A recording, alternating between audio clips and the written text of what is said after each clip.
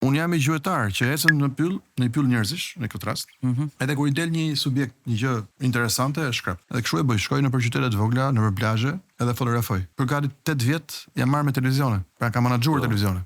Duke menaxhuar televizione, me se duke kam zbuluar dashurinë për imazhin. Natyrisht bëj video, bëj fotografi, edhe kështu fillova një ditë bleva një aparat të vjetër dhe fillova të fotografoj. Tani kam ja 50.000 fotografi në arkiven time digjitale.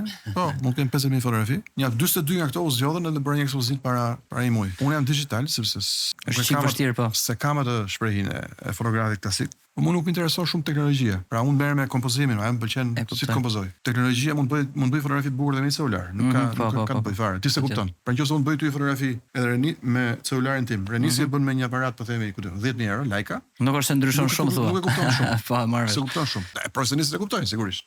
Por rëndësia kompozimi, jo cilësia e fotografisë si ndjesia e vetë. Po, jemi tepër tek emocioni që përcjell fotografia se sa tek teknika.